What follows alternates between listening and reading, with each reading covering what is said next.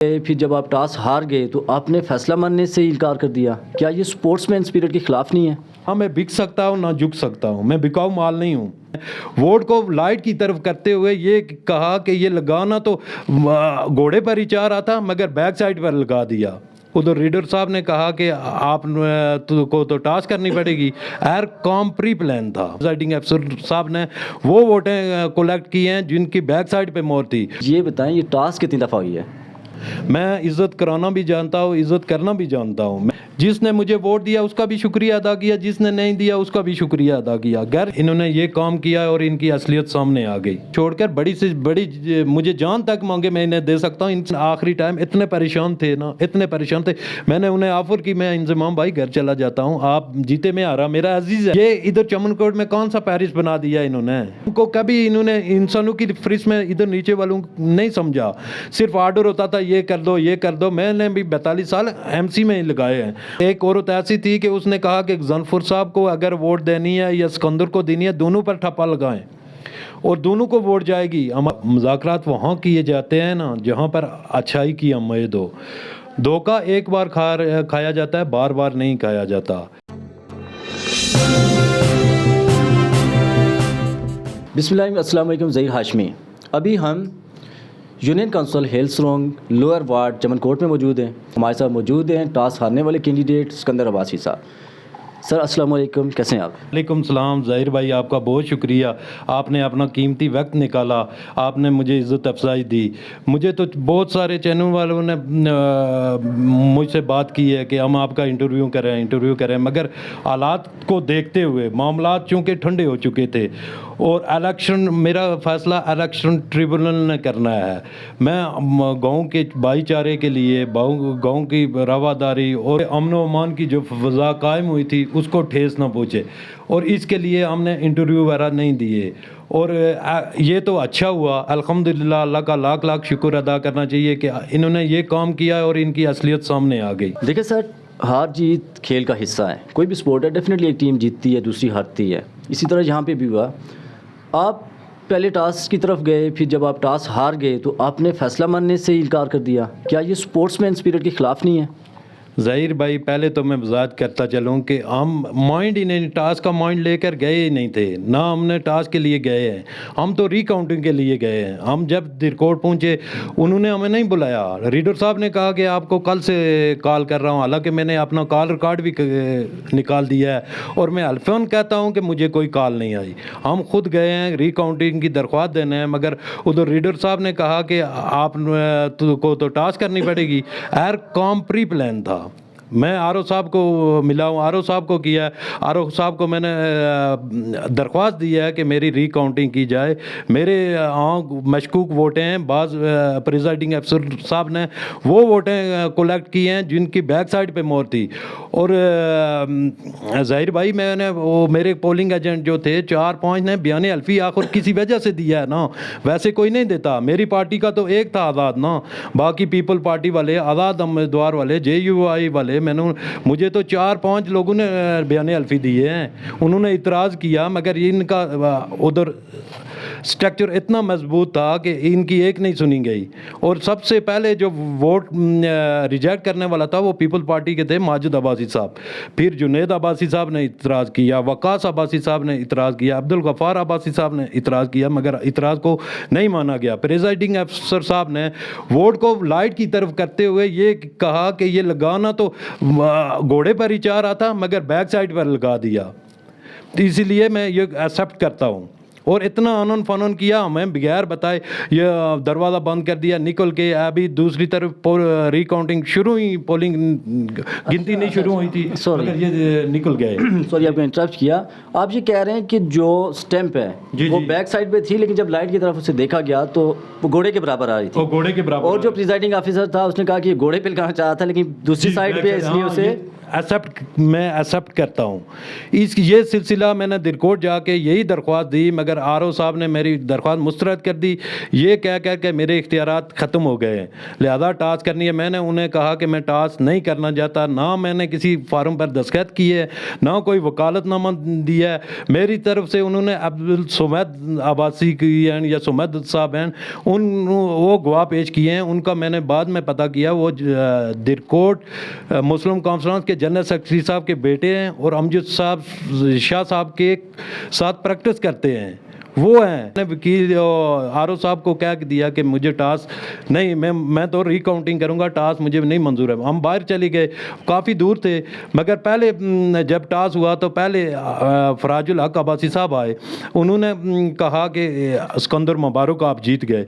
उसके बाद परवेज़ अब्बासी साहब आए, मगर तकरीबन 1 मिनट के बाद जाहिद अब्बासी साहब आए और उन्होंने कहा कि भाई इंज़माम अब्बासी जीत गया। मुझे समझ नहीं आ रही इन्होंने क्या किया, किस तरह किया। मगर अगर 2 फ्री को टास्क का मैं गैर कानूनी नहीं कहता, टास्क भी अमूल है, कुर्रा भी है। मेरे दोस्त हैं I-10 या I-11 में वो बराबर हो गए थे, मगर दोनों की रजामंदी से दोनों ने दस्तखत करके दिए थे, वो टास्क का अमूल हुआ था। मैं ये नहीं कहता कि ये अमल गलत है या क्या है, मगर इसमें मेरी रजामंदी होनी चाहिए थी, दोनों फ्रीकों को होना चाहिए था, ऑन द रिकॉर्ड होना चाहिए था, इसकी कोई वीडियो होती, कोई पैगाम होता, फिर मैं आगे जाता। मगर जो आरओ साहब ने फैसला दिया है उसमें वाज़ह तौर पर लिखा है कि ये सिकंदर नहीं मान रहा था और हमने सुमैद अब्बासी को इसकी जगह पेश किया है। ये अच्छा सर, अभी आपने कहा कि पहले एक शख्स आए, उन्होंने कहा जी आप जीत गए, दूसरे शख्स आए, उन्होंने भी कहा जीत गए, फिर जो थर्ड पर्सन आए उन्होंने कहा कि आप हार गए। जी। ये बताएं ये टास्क कितनी दफ़ा हुई है? ज़हीर भाई मुझे तो नहीं पता, अंदर तो मैं मौजूद नहीं था। 1 दफ़ा हुई है, 2 दफ़ा हुई है, 3 दफ़ा, मुझे ये नहीं मालूम। अलबत्ता मुझे एक चीज़ याद आई है कि शोले फिल्म याद आई है, उसमें हीरो जो था तो वो लगातार टास्क जीतता था, लगातार शुरू से लेकर आखिर तक। जब उसकी डेथ हो गई ना, एंड पर डेथ हो गई, तो उसका सिक्का देखा तो सिक्के पे पता चला कि वो दोनों तरफ एक ही चंद तारा ही था। मगर मुझे ये एक शोले फिल्म ही याद आई, बस इससे आगे तो मैं क्या कह सकता हूँ कि कितनी दफ़ा हुई, क्या हुई, इसका जिक्र इंज़माम भाई ने भी किया, आरओ साहब ने भी दिया, और हमारे वकील साहब जो उधर थे उन्होंने भी दिया। हालांकि ये मुझे कहते हैं कि आपकी तरफ से वकील इम्तियाज़ साहब एडवोकेट थे, मैं भाई आज़ाद था, मैं पीटीआई का नहीं था, मैं पीटीआई की तरफ से इलेक्शन नहीं लड़ रहा था, मैं आज़ाद कैंडिडेट लड़ रहा था। इम्तियाज़ एडवोकेट अगर मेरे हैं वकील, मैंने उन्हें कोई फार्म फिल करके दिया होगा, कोई साइन किए होंगे, कोई वकालतनामा मैंने कोई नहीं दिया। जो मसूद साहब हैं उन्हें मैं वल्लाह मैं नहीं जानता, मेरे चमनकोट के अक्सरियत लोग नहीं जानते, मैंने देखे हैं, ना कभी उनसे बात हुई है। जो ये काम हुआ है पूरा प्री प्लान हुआ है। जी, मैं खुद मुस्लिम कॉन्फ्रेंस में मैंने अरसा, मेरी उम्र 44 साल हो गई है, तो 42 साल तक तो मैं एमसी में रहा, सिर्फ 2 साल हुए मैंने एमसी छोड़ी है। ये इंज़माम भाई से मैं पहले था, मैं जानता हूँ ये क्या करते हैं क्या ना करते, मगर मैं जिसके साथ एक नवाला भी लिया है ना, मैं उसके बाद उसके बारे में कोई अल्फाज कहना नहीं चाहता। सब मेरे भाई हैं, शायद मेरी अपनी जमात से ज़्यादा एमसी वालों से ताल्लुक़ हूँ। मैं इज़्ज़त कराना भी जानता हूँ, इज़्ज़त करना भी जानता हूँ, मैं किसी की बेइज्जत करना मेरा मकसद नहीं है। मगर जिस तरह ये रवैया जा रहा है ना, ये हालात अच्छे नहीं जा रहे, किसी को इतना कमज़ोर नहीं समझना चाहिए। आपने इंटरव्यू दे दिया, टास्क का दे दिया, ये दे दिया, आपने ये बात क्यों नहीं कही कि भाई पहले फराज साहब ने क्या कहा, आपने क्यों नहीं कहा? आपको तो मैं जो बात करता हूँ 99 शेरिया 9% वो हकीकत पर बात कर अल्फन बात करता हूँ, जो हुआ वो करूँगा अपनी तरफ से। अल्लाह पाक, मैंने किसी की कब्र में नहीं जाना, मैंने अपनी कब्र में जाना है, जो मैं हुआ वही बताऊंगा। हमसे अच्छे चले गए, मैंने कल हिसाब भी देना है। इन्हें तो खौफ खुदा नहीं आता है, इन्होंने इतना कुछ कर दिया, इतने खौफ खुदा नहीं आता है। मगर मैं ये तो सोच भी नहीं सकता कि मैं किसी के बारे में गलत अल्फाज लेकर मैं आगे निकलूं। इंज़माम भाई से मेरा भाइयों वाला ताल्लुक़ है, मुझे मिलते हैं और मैं अपने आप को खुशकिस्मत तस्वर करता हूं। पूरे चमन कोट में ये इलेक्शन हुए हैं, सब पार्टियां एक दूसरे से नाराज़ हैं, कोई क्या बहुत सारे मामला निकले। मैं वो तशरीह नहीं करना चाहता कि क्या क्या हो रहा है, मगर सिंगल बंदा मुझसे नाराज़ नहीं है। जिसने मुझे वोट दिया उसका भी शुक्रिया अदा किया, जिसने नहीं दिया उसका भी शुक्रिया अदा किया। घर घर जाकर एतवार को मेरे भाई बोलते हैं कि इलेक्शन के दूसरे दिन आप क्यों नहीं गए, तो इलेक्शन के दूसरे दिन मैं टोटली 1 to 1 घर गया हूँ, हर एक का शुक्रिया अदा किया। उन लोगों को मैंने खाना दिया, मर्द हजरात को खाना दिया, औरतों का मेरा दूसरे दिन का प्रोग्राम, दूसरे दिन ये ड्रामा हो गया, वो मेरा अभी पेंडिंग है। मैं ये काउंसलिंग मुझे नहीं चाहिए, या ये काउंसलिंग कोई इतना बड़ा इशू नहीं है, ये हम मिल बैठ कर बात कर सकते थे। मेरे पास आए हैं फराजुल हक साहब, हाजी मुश्ताक साहब, परवेज़ साहब, अच्छा अमजद शाह साहब, इनसे मेरा इतना ताल्लुक़ है कि ये काउंसलिंग से छोड़कर बड़ी से बड़ी मुझे जान तक मांगे मैं इन्हें दे सकता हूं, इनसे इतना ताल्लुक़ है। और जब मैं इनसे बात करूं, ये भी इनका भी रिस्पॉन्स ऐसा ही आएगा, मुझे ये 100% छोटी है। मगर मैंने इनसे बात की कि मैं बैठ उठ के बात करेंगे और इस दफ़ा आप कुर्बानी दें तो हम मिल बैठ के इसका हल निकाल लेंगे। सुबह मैं आपसे मिलूँगा, मेरे मेहमान तकरीबन 100-150 उसी टाइम आए हुए थे घर में। मैं ये भी हैं, इनसे मैं मशावरत करूँगा, मगर फ़ैसला मैंने खुद करना है, क्योंकि 214 वोटर सबकी राय पर मैं नहीं चल सकता। 200 मेरे पास तो एक ही वोट है, उनकी राय लेना, मैं उन्हें कायल कर सकता हूँ, मैं उनसे बात कर सकता हूँ, भाई ये इस तरह है, इस तरह है, फिर बात होती है। ये इन्होंने ये कहा कि आप 214 आदमियों की राय मैं किस तरह मेंटेन करोगे। मैंने उन्हें बोला कि मेरी एक ही वोट है, 213 तो मुझे आज़ाद हैसियत में लोगों ने वोट दिया है ना, उनको मैं नहीं छोड़ सकता, उनसे मशावरत करूँगा। और उनसे मशावरत करने ही वाला था, मुझे कॉल आ गई कि ये मौसूफ इंज़माम अब्बासी साहब, ये और आफ्ताब साहब मेरे एक बहुत अच्छे कुलीग खादम अब्बासी साहब के घर पहुंच गए, जिनको इन्होंने कहा कि सिकंदर को हमारे हक में बैठाओ। खादम साहब से मेरे बहुत अच्छे ताल्लुकात हैं। खादम साहब अगर मुझे कह देते, खुदा की कसम में बैठ जाता, उनकी मुझ पर बहुत नेकियां हैं। सिकंदर साहब, अभी आपने कहा कि खादिम साहब कहते तो मैं बैठ जाता। दूसरी पार्टी ये कह रही है कि हमने हर तरह की ऑफ़र्स आपको दी, ना आप ऑफ़र्स एक्सेप्ट कर रहे हैं, ना आप मुज़ाकरात की तरफ आ रहे हैं, आप चाहते क्या हैं? ज़ाहिर भाई मसला ये है ना कि ये मेरी तरफ जो गए हैं ना, फराजुल हक साहब, परवेज़ साहब, हाजी मुश्ताक साहब, अमजद शाह साहब, इन किसी एक की बात भी मैंने टाल सकता था। इनसे मैंने बात की, रिस्पांस दिया कि मिल बैठ के हम बात कर लेंगे, गांव का मामला है, ये इतना बड़ा इशू नहीं है। मैंने इन्हें ये भी कह दिया, इंज़माम भाई उस दिन इलेक्शन वाले दिन आखिरी टाइम इतने परेशान थे ना, इतने परेशान थे, मैंने उन्हें ऑफ़र की, मैं इंज़माम भाई घर चला जाता हूँ, आप जीते में आ रहा, मेरा अजीज़ है, मेरे से छोटा है। तो उन्होंने कहा नहीं सिकंदर भाई ऐसे नहीं। फिर जब रिज़ल्ट अनाउंस हुआ तो मैंने फिर उनके पास गया हूँ, मैंने उन्हें कहा कि इंज़माम भाई अभी भी मैं ऐलान कर सकता हूँ, आपके हक़ में बैठ सकता हूँ। इंज़माम भाई ने इनकार कर दिया। फिर हम चले गए। और जब ये मेरे घर गए ना फराज साहब दूसरे, तो इन्होंने ऑफ़र दिए, ऑफ़र होती हैं, सब कुछ चलता है निज़ाम में, मगर मैंने इन्हें दो टोका है, ना मैं बिक सकता हूँ ना मैं झुक सकता हूँ। हालांकि सदर साहब ने पहले हमारे अंजुमन ताजरान ने इधर कहा था कि ये आज़ाद उम्मीदवार बिकने वाले बिकाऊ माल हैं। मैं वल्ला ना बिक सकता हूँ, अल्लाह पाक ने इतने वसाइल दिए हैं, बाइज़्ज़त रोज़गार करता हूँ, सफ़ेद पोशी बाल है, और मैं इतने काम कर सकता हूँ कि मैं बिकने वाला नहीं है। पैसा बहुत कमाया, अल्लाह का शुक्र है, मेरा निज़ाम ज़िंदगी चलता है। मगर एक इनकी वजह से मुझे दुख इस बात का हुआ कि मेरे ये कुलीग खादम साहब के पास एक पार्टी गई है मुझे बैठाने के लिए, एक मेरे पास आई है कॉम्प्रोमाइज़ करने के लिए, तो मैं इन पर किस पर यकीन करूँ? आप ये कह रहे हैं कि आपको इशू इंज़माम साहब से नहीं है? नहीं। अगर वो खादिम साहब कहते फिर भी आप बैठ जाते। आप लोगों का भी जो गांव वाला माहौल है, लेकिन ये नहीं समझ आ रही प्रॉब्लम किससे है आपको, आप चाहते क्या है, आपका मंशूर क्या है, कुछ थोड़ा बहुत डिटेल से बताएं, कुछ समझ नहीं आ रही चीज़ों की।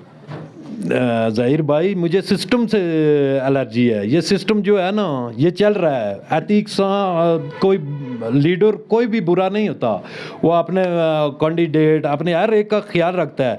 ये इधर चमनकोट में कौन सा पेरिस बना दिया इन्होंने, मुझे ये दिखाएं। मैं बहुत दूर दूर से मीरपुर, कोटली, सरसा, सरसावा, हमारी सहूलतें, हमारा मरीज़ निकलता है अभी भी चारपाइयों पर। लोग, दुनिया पहुंच गई है आसमान खला में, चांद पर पहुंच गई है, हम वही 50-60 साल पुराने कल्चर में है।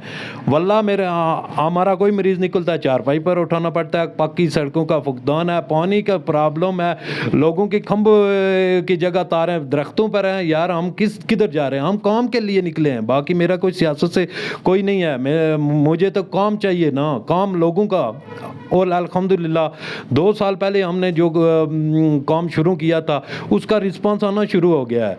हमको कभी इन्होंने इंसानों की फरिश्त में इधर नीचे वालों नहीं समझा, सिर्फ ऑर्डर होता था ये कर दो, ये कर दो। मैंने भी 42 साल एमसी में ही लगाए हैं, मैं 2 साल हुए बाहर आया, मगर किसी वजह से निज़ाम छोड़ा है ना भाई। उधर देखें, कभी अतीक साहब गए हों, कोई और गया हुआ, ख़ास करके मनकाल में।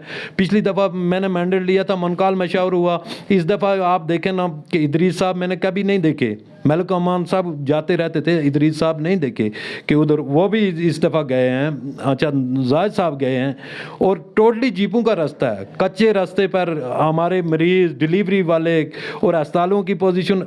भाई हमारी हुकूमत रही है तकरीबन ज़्यादा ना 72 साल, तो हमारी तारीख है 50 साल तो वही होगी, मगर हमारे इधर काम देखें, काम इतने हैं कि जितना बंदा सब्र भी नहीं कर सकता कि काम के सिलसिले में निकले हैं कि लोगों की फलाह हो, लोगों की कोई पहचान बने। अल्हम्दुलिल्लाह हमें इस चीज़ पर फ़ख्र है कि इन्हें ये पता लगा कि इधर भी कोई इंसान हैं, बसते हैं, काम तो होते रहेंगे। किसी की हाईलाइट तो हुए हैं, पिछली दफ़ा हुए थे ये मनकाल पोलिंग स्टेशन जो हमने विन किया था 135 पर। इस दफ़ा जो इन्होंने रोल अदा कर दिया ना, अल्लाह पाक ने इतनी इज़्ज़त दे दी कि मैं डिस्ट्रिक्ट जीत कर भी इतनी मुझे ना मिलती जो इस टास्क पर मुझे मिली है। हालांकि ना मैं टास्क पे लिए एग्री था, ना मैंने टास्क को इशू बनाया, मगर मुझे इस तरह घसीटा गया कि मुझे बहुत टार्चर किया गया, इसमें परेशान किया गया, ये वो। मगर यकीन है, मगर आप देख लेना ये सदा सरसब्ज़ नहीं होंगे। एक चेयरमैनशिप के लिए ना इन्होंने इतना कुछ किया है ना, तो ये देख लेना कि इनका अशर क्या होगा। अच्छा सर, ये बताएं, हमने जो दूसरी पार्टी है उससे जब इंटरव्यू किया था, उन्होंने भी ओपन बताया था कि शुक्र है ये वोट्स बराबर हो गए, अगर कोई एक जीत जाता, आप जीतते या इंतज़ाम साहब जीतते, तो वहाँ पे तसादम का भी एक खदशा था। तो उस हवाले से आप क्या कहते हैं? ज़ाहिर भाई, हमारी पुरसकून, पुरअमन और पुरसकून माहौल में पोलिंग जारी थी। 2 दफ़ा पोलिंग रुकी है, पूरे गांव वालों को पता है कि किस वजह से रोकी और किसने आकर शरारतें की। हमारी जमात का कोई नहीं था, इन्हीं की जमात की थी। कौन सी औरत थी, मैं किसी का नाम नहीं लेना चाहता। अगर मैं तमुल मजाजी का मुजाहरा न करता, उधर झगड़ा हो जाता। मैंने इंजमाम भाई को लिया, गज़नफ़र अब्बासी साहब को लिया, ताहिर भाई को लिया और 2 से 3 घंटे उधर ड्यूटी दी है औरतों के पोलिंग स्टेशन में कोई गड़बड़ ना हो। और हर दफ़ा मैंने कॉम्प्रोमाइज़ किया। मैंने झगड़े करना मेरा ना शौक़ है ना शेवा है। मैं भाईचारा कायम रखने वाला आदमी हूँ। और हमारे इलाके की बात है, मैंने ये भी कह दिया कि जीतने वाला भी हमारा भाई है और हारने वाला भी भाई है। ये बाहर की लड़ाई नहीं है, घर का है। घर के मामला घर में खुश उसलूबी से होने चाहिए। ऐसी कोई बात नहीं है कि ये उधर पुरतशद्दुद हो जाते। हम सब तीनों कैंडिडेट के आदमी थे, 4 के थे। हम कौन से होते हैं तोपे चला रहे थे या हमने बड़े उधर ये डंडे लेके खड़े थे, हमने कभी ये नहीं किया है। अलबत्ता हमारे यूथ के लड़के जज्बाती थे और उन्होंने हर दफ़ा ये किया कि ऐसी औरत को बाहर निकालें। मगर अल्हम्दुलिल्लाह अल्लाह का ऐसा, और ऐसी औरतें भी मैंने देखी हैं, ये तो बनता था, लांजा बन जाता था। मगर ये कि एक औरत ऐसी थी कि उसने कहा कि गज़नफ़र साहब को अगर वोट देनी है या सिकंदर को देनी है, दोनों पर ठप्पा लगाएं और दोनों को वोट जाएगी। मेरे वोट जिस तरह रिजेक्ट हुए, इस तरह रिजेक्ट हुए। इनके रिजेक्ट होकर भी गिनती में शुमार हो गए, मेरे 4-5 वोट रिजेक्ट हो गए। इसका पता गज़नफ़र साहब को भी है, सब कैंडिडेटों को पता है। मगर घर की बात घर में रहे ना, अच्छा है। ये जिस तरह उछाल रहे हैं ना, बहुत कुछ निकलेगा। मेरे सीने में बहुत कुछ दफन है। मगर मैं मामलात ये नहीं चाहता कि मामलात मिल बैठ कर और एक ही जगह हमारे होना वो अच्छा है। लास्ट क्वेश्चन आपसे कि आपकी क्या डिमांड्स हैं जिन्हें फुलफ़िल करे दूसरी पार्टी, तो आप अपना जो केस आपने किया है वो भी आप वापस ले लेंगे और आप मुज़ाकरात की तरफ आ जाएंगे?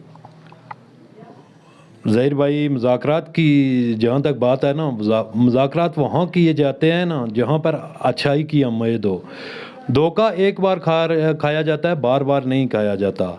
इसलिए यहाँ पर तो मेरे मौसूफ़ कह रहे थे कि मेरे पूछने के बगैर वो गए हैं, हालांकि ऐसा हो जाता, ये इनके पास ऐसी सलाहियत है ना, ये झूठ को भी सच साबित कर देते हैं। मगर उधर में मुज़ाकरात की क्या बनता है, ये मुझे मुज़ाकरात की इनकी ये चीज़ तो समझ आती नहीं कि मुज़ाकरात कैसे होंगे। Sir thank you so much for your time. Zaheer भाई, आपका बहुत शुक्रिया, आपने अपना कीमती टाइम निकाला। और मुझे वही बात फिर याद आती है कि खुदारा पहले गाँव है, पहले हम भाई हैं, भाईचारे को कायम रखें। हमारा जीना मरना, शादी गमी खुशी एक जगह है, एक ही हैं, हम भाई हैं, हम किसी से दूर नहीं हैं एक दूसरे से। खुदारा ऐसे इंतशारात ना फैलाए जाएं कि जिससे हमारे गाँव को नुकसान हो, हमारा नुकसान हो। देखो उधर नुकसान होगा वो भी हमारा है, हमारे जिधर भी होगा नुकसान है। लिहाजा मैं यही अपील करता हूँ कि लोगों के काम किए जाएं, जो माशरे में बुराइयां उनका सदेबाब किया जाए। हम मिल बैठ के, और हम एक ही जगह के हैं, हमारा एक ही दीन दुनिया सब सिस्टम ही एक है। लिहाजा मैं आपका बहुत शुक्रिया अदा करता हूँ, आप तशरीफ़ लाए। Thank you. अल्लाह हाफिज़।